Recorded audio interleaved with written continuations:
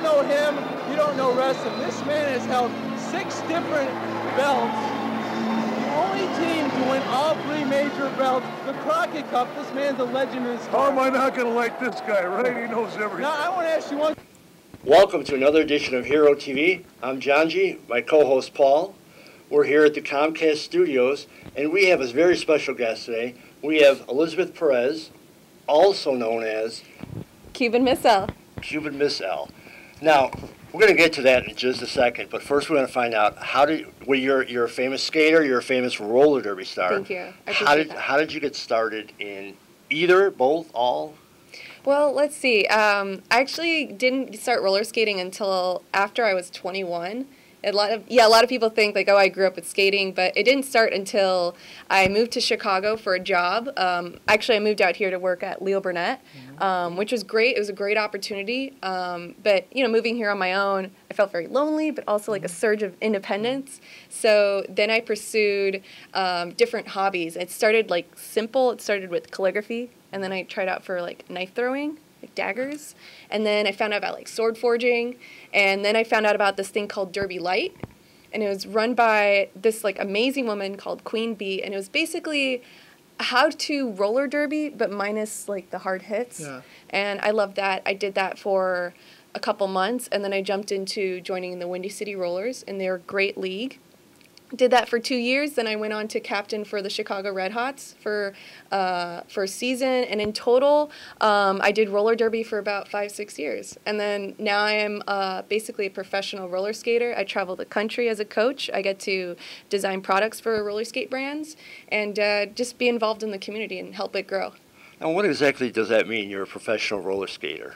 Well, to me that means representing the brand, representing roller skating, and getting paid for it. There's a lot of us that, it's hard to transition from doing a hobby and turning it into a job. And it's a tough transition, but to me being a professional roller skater is, doing what I love and getting paid for it. Yeah. And when you were growing up, did you know you wanted to go into roller skating, or were you an active kid that wanted to do all this? It's weird. If you told me 10 years ago that I would get into roller derby and roller skating, and I would be like, nah, that's a lie. But I want to say 10 years ago, I was a completely different person. I was very bashful and shy. But then when I got into roller skating and having to do things in front of people and like roll around, it gave me a lot of confidence. And there's nothing like falling a lot that really like, brings your ego down and just makes you a more humble person. And when you were growing up, who motivated you and who were your heroes growing up? Definitely my mom. My mom is truly amazing. She raised my sister and I while going to college, and then she became a nurse, and she's the sweetest person. Now, I have to ask you about the roller derby real quick. The roller derby that Paul and I knew from when we were kids way back in the dark ages, that was more like theatrical, more wrestling. But the roller derby that you do, or have done, with the Red Hots and the Windy City Rollers, that's legitimate sport, correct? Oh, yes. Oh, yeah, the hits are real. We are definitely true athletes. There's a lot of training, there's a lot of off-skates training, and a lot of scrimmages, which are basically like private games where you get to practice amongst your team. It's definitely real. But there are different types of derby where people definitely play for fun, and then there's more competitive types like that. Now that's where your name, Cuban Miss L, came from. Yeah. Or that's how you got the name. Yeah, that's how I got the name. Most people get their derby name because they come up with themselves. So I didn't realize how lame that sounds, where it's like, oh, I named myself. But everyone does. Everyone does. I came up with the name after looking. It took me a month and looking at 20 different names. I couldn't choose, but I wanted a name that showed my heritage. I'm Cuban American and I'm proud of it. So I wanted a name that represented who I am, and I also wanted a name I could tell my grandma without her getting offended. So that's how I came across Cuban Miss L. Like certain sports, there's definitely there's not a lot of minorities in roller derby, so I wanted a name that definitely like showed my pride. Yeah. And for the fans out there that watch roller derby, and maybe some of the people that don't know roller derby, how many players participate in the sport? Oh my God! Like worldwide? Well, no, as far as like in the match. In the match, I think each team is allowed to roster like depending on the rule set, 12 to 15 skaters per team, so a total of 30, right? But then the number of people on the track at a time per team is 5. Wow. So that would be 4 blockers and a jammer, and then 4 blockers and a jammer. And for the people out there that are interested in roller derby, what suggestions do you have for them if they want to get involved? It's never too late or too early to start. I definitely get a lot of people that ask me, like, oh, you know, really want to get into roller derby and roller skating, but too out of shape, or now is not the right time. Well, there's no better time than right now to get into something, and you're only going to get stronger from learning how to do it. Now, I've been to a bunch of the matches. I love it. The Windy City Rollers usually play at UIC, but now they're kind of all over the place. I've seen the action. It's fantastic. But people don't realize you guys practice so hard and so much. Could you tell us a little bit about that? It's a lot of practices. That's one thing that definitely surprised me when I first got into roller derby. First they get you with the one practice, and then it's 2 nights a week, and then it's 3 nights a week, and my God, is it so fun. And it just becomes like a really fun, almost like a part-time job. But yeah, just really rewarding, and just like being a part of a community that is so great. And how did you go from roller derby into more skating type stuff? Oh, so what happened was I was like all in roller derby. I was like, I'm going to work out, I'm going to weight lift and all this stuff. And then I found out about ramp skating, which is basically taking your roller skates and going to a skate park and just rolling around and going on the ramps in them. And yeah, from there I slowly started to just drink the Kool-Aid and transition into it. It's a bit more carefree. There's no like practice requirements. There's no like set things you have to do. So it definitely was more go with the flow, and that's definitely more my kind of speed. And because of the ramp skating and the aggressive skating, I've been allowed to travel the country for it. So I travel to different skate camps, and I'll teach other women and kids like how to skate. And the thing is that, you know, with all the different movies that have come out about roller skating and rollerblading and you know, even roller derby, what were your takes when you're in the sport, but then you see it up on the big screen? Is there any differences you think, or you just like, because you know when you talk to policemen and they watch certain cop shows, they're like, no, that doesn't happen. But for you, what were you thinking when you saw those? Okay, so the first time I saw Whip It was before I started roller derby, and I was like, well, this is what roller derby is. Clearly, I'm gonna be Ellen Page, and I'm gonna have like Kristen Wiig on my team. That's not what it's like. I mean, there's certain aspects of that movie and of other like TV tropes of roller derby that hit the nail on the head. But in general, you don't see fishnets very often. You don't see skirts as often as you used to. The whips that you see, do you guys know what a whip is? When you like whip the other player? It's growing less and less common, depending on where you go across the country. But little things like that, yeah. And then for the viewers out there, they probably are thinking to yourself, with all this training that you do, there has to be some injuries. What kind of injuries have you had? Oh my God! Well, I'm gonna knock on wood. I'm generally pretty injury-free. Okay. You know, a lot of it comes from prehab. So instead of rehab, you do prehab. You kind of train to prevent these injuries. I've like definitely had some light ankle sprains when I was first learning, but then I learned to like hunker down, get a little lower, and skate a little safer. I have had a concussion or two. And that's definitely a more serious injury, and definitely like an invisible injury, but it is super serious, Now, I follow you online. You're heavy in social media. Thank you, I appreciate that. No, it's cool, because you do so much fun stuff. And I've seen you in some historic places downtown Chicago. Yeah. Like, how cool is that? It's really fun. I basically work as a rink guard and as a roller dance fitness teacher at the Chicago Athletic Association Hotel. And initially we came up with the idea. I just went up to them and I was like, hey, let me help you out with this. Let me help make your pop-up rinks safer and more fun. And we kind of just helped build this like downtown skating community together. And they've been really great. So they had the rink and then you just said, hey, here's how to make it better. Well, it's like a pop-up rink, so it's quarterly, and they had the rental skates, right? And I was like, oh man, they're just going to be collecting dust. Like, let's do something. Let's do roller dance. And the hotel is nothing but supportive. They are so great to work with. So yeah, then we started doing these roller dance fitness classes. And what's great about these classes is it's truly all levels, and it's a very supportive environment. And the classes have been selling out like crazy fast. Like we're already sold out through May. But they added more dates to help like supplement that, because that's like that would be kind of lame if they're just sold out forever.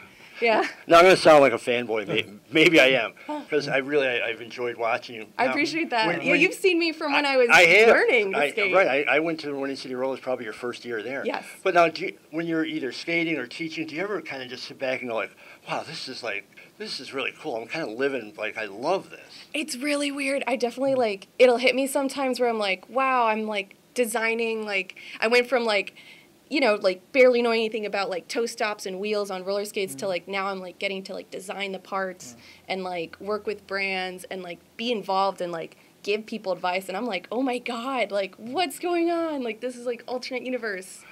That's what it feels like sometimes. But I try not to think too much about it. Well, we're here for that. Well, yeah, we're here. We're here to put you over. You know, the thing is that with all your success, I'm guessing you have tons of fans that come up to you.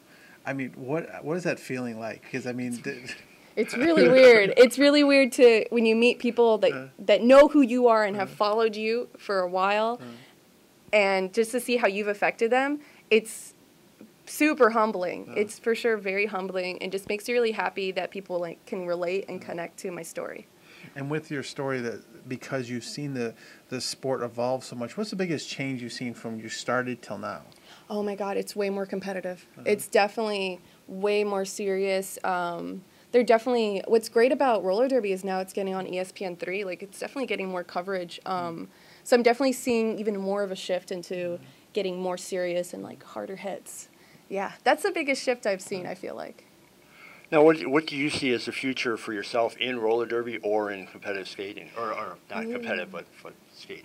I want to say just continuing to do goodwill things. One thing I really like that we did last year was we went to Cuba, and they don't really have roller skates in Cuba. We donated 100 pounds worth of roller skates and roller gear to Cuba, to like the kids of Cuba, and I'd love to do more of that. I can see myself doing more of that next year. I can also see myself creating more how-to videos. I already do that, and it's just been a good way for people who, you know, if they can't meet me in person, like just watch this video and hopefully get the gist of it. And you've been traveling all over the place, so we're going to get to your future travels in a little bit. What, where would you say has been the coolest place you've been? Oh my God, we went to Mexico City 2 years ago, my team and we did a roller derby clinic there, and we also played Team Mexico, and they were so nice and so friendly, and yeah, they were just so incredibly friendly, and very understanding. That majority of the team did not speak Spanish. Like, they're very patient with us, which was so great, and then afterwards they're very hospitable. They took us to a skate park afterwards, and we all like hung out. Yeah. And the thing is that you see when you go around the world doing this, what's the cost of getting involved in the sports, or just a pair of them? Because, you know, like basketball, all you need is a pair of sneakers and a basketball. Yeah. Baseball, you need all the equipment and basketball. But to do what you're doing, what's the kind of cost that goes into that? Oh, geez. Well, there's some ways you can save on the cost. You know, obviously you can buy a brand new pair of skates, like a higher end one, like these to my right. These are the Kaya Karma skates, and they're about $330, right? They're a bit more of a higher end skate. Or you could go with something like what's on my left side, the jump skate, which is actually about $120, just as great, like really superb quality. But even then, you could go even cheaper. But honestly, you don't want to go under $100, because then, you know, there's like a give or take with the quality. And then also safety too. Yeah, safety too. Yeah, definitely safety. And then what's the response around the country? Because, you know, certain sports pick up more than others. Where do you see this sport evolving, like out of the countries you've seen? I see the sport evolving a lot in Mexico. A lot of Mexico skaters. It's really picking up in Europe. I'm seeing a lot of people in Europe, and then here in the States, pretty popular in the Midwest. Like, there's not a lot to do here once it's cold out, so you kind of have to stay indoors and skate around. All right. Well, on that note, we'll be right back with more of HeroTV. Hey, it's Mickey Housley here, and you are watching HeroTV. Back at HeroTV, with us is Cuban Miss L, and we've been joined by Lenny. How are you? I'm good. How are you doing? Now, there's a reason why the two of you are here together. I saw it when you did the big reveal. I've never seen anyone so excited in my life, and I'm talking about you and you. I was a little excited too, though.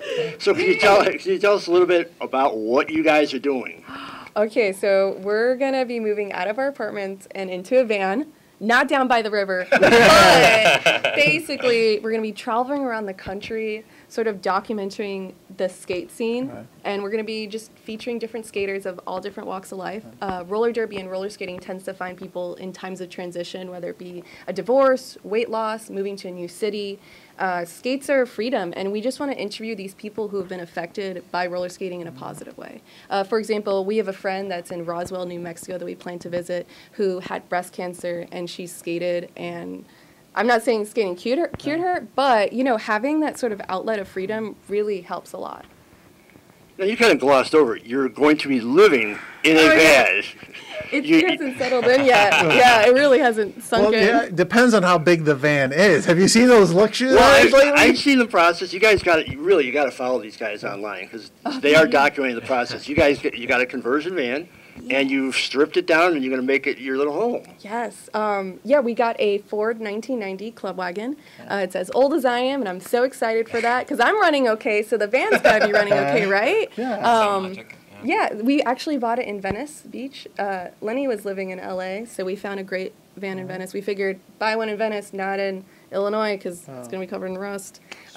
Yeah, and then we drove it from California to here recently, sort of like the test trip, and it went great. And over the next couple months, we're going to be converting the inside. We're going to be basically building out a bed, a kitchen, and just full-time living out of a van. All I can see is sponsorships on the back of that thing all over that thing. Oh, just make sure that thing can be spotted everywhere, because you know it's like the people will be roller skating along next to it. Oh my God! If a food brand could sponsor us, we'd be set. We would be so set. Just like I'll eat Kashi bars the rest of my life if we can stick a Kashi sticker on the back. There you go. Now, for you, Lenny, how did you get your start in the sport of skating? Yeah, I grew up playing hockey. I did roller hockey, and then I did ice hockey, and then I took a few years off, and I was kind of getting the winter blues, and so I was looking for something to do. I called up a friend, and they were like, "Oh, come down to play roller derby," and I did. And then I played against this girl a couple of times, and we became fast friends. And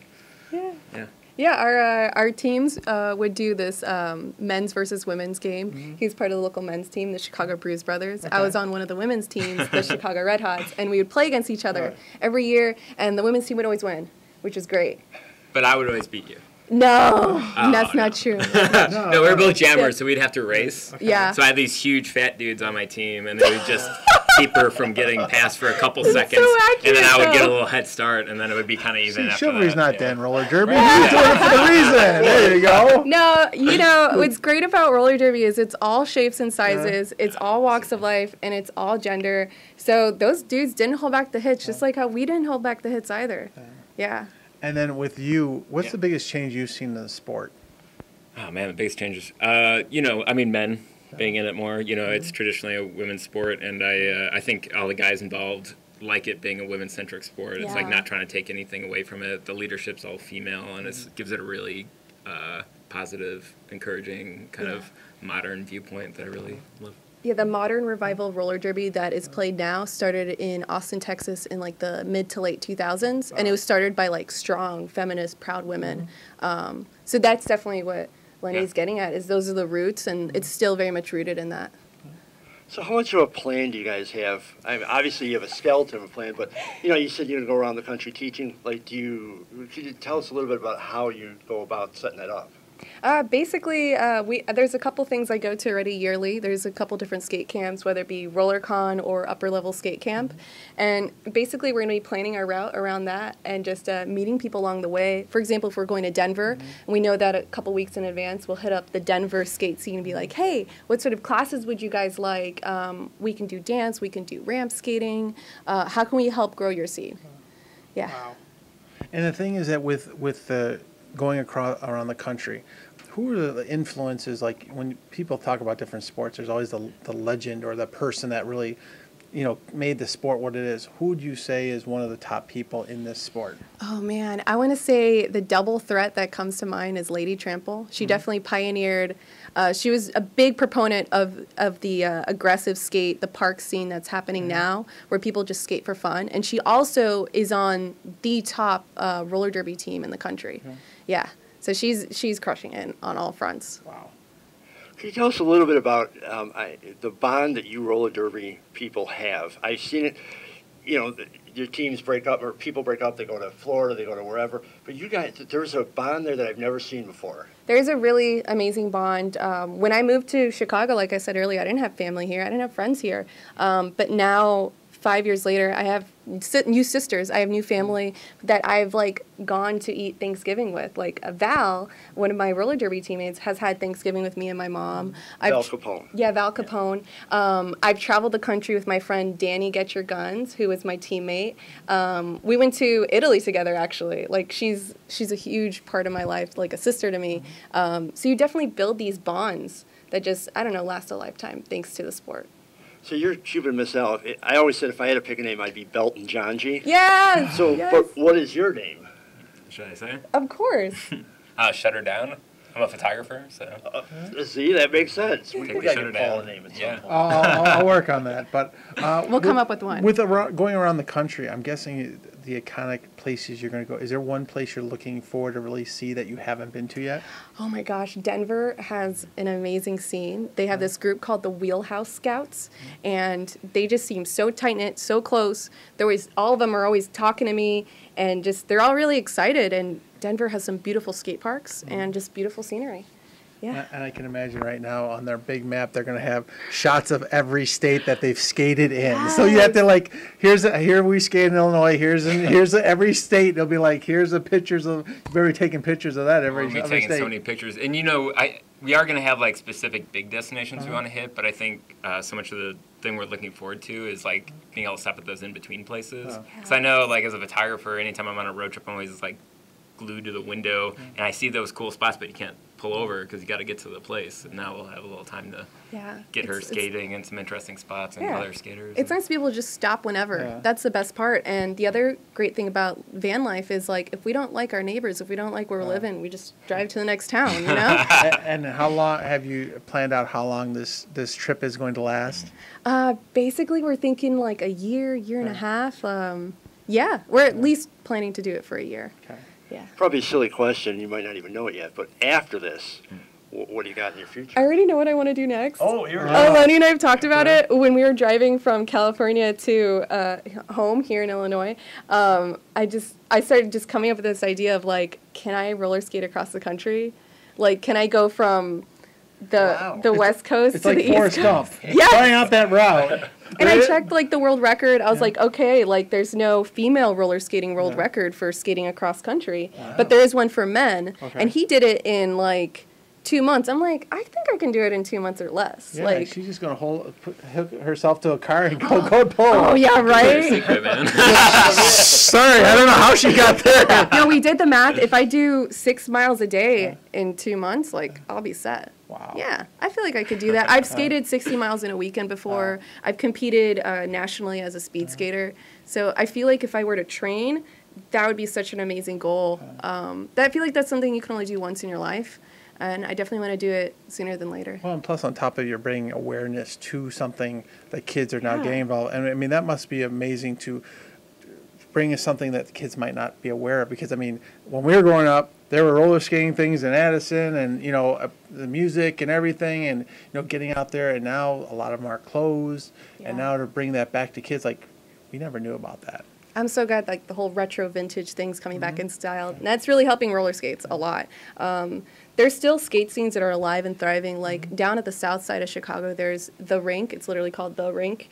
And they do this style of skating that's called James Brown skating, JB skating, and that's thriving. So there's pockets that are thriving like that. But I feel like, in general, the country is not aware of like, things like that, right? So we just want to bring awareness of something that's, like, freeing and, like, empowering.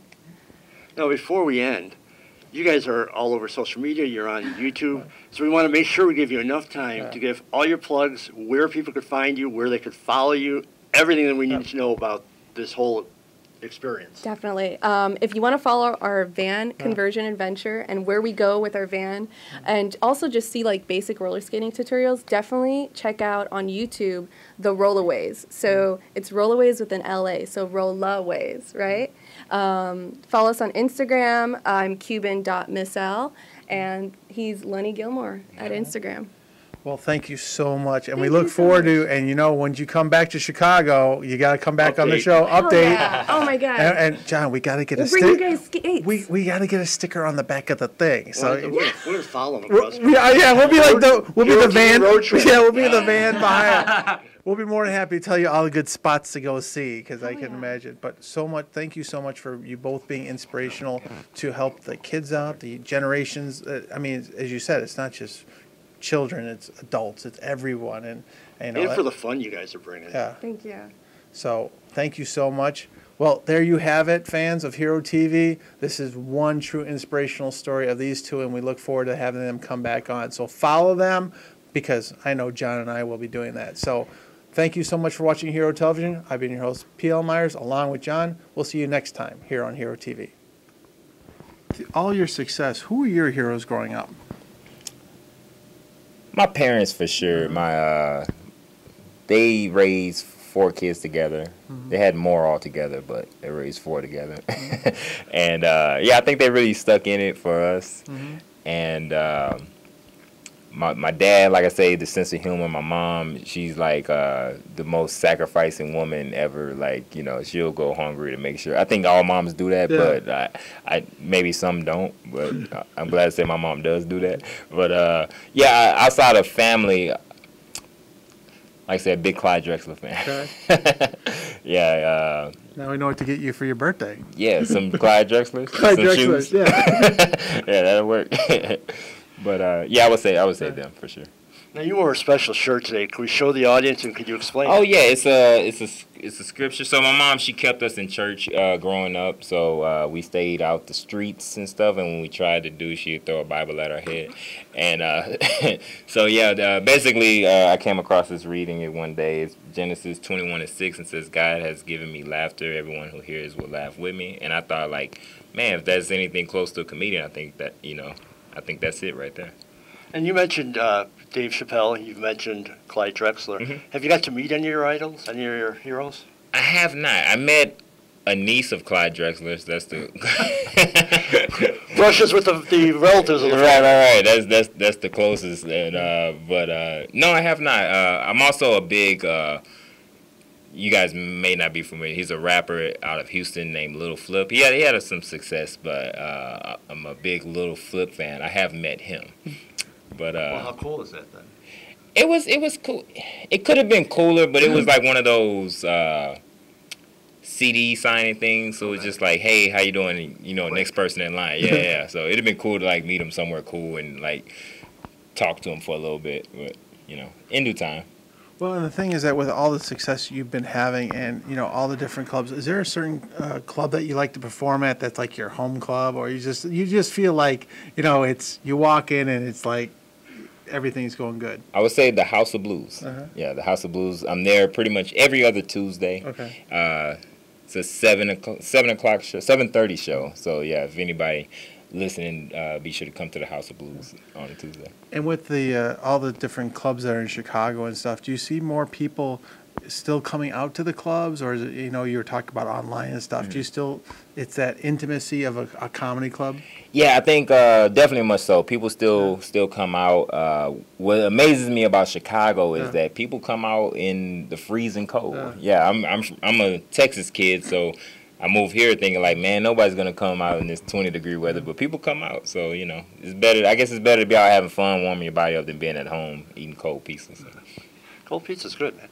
So, what does it feel like to you when you're kind of a role model now for younger? I mean, it's not that you're old, but you know the young guys. Do you see gray or no, he's got the gray. No, but like the younger guys coming up, I'm sure you're a role model for them. You know, that's I'm glad you bring it up. It's kind of weird for me almost.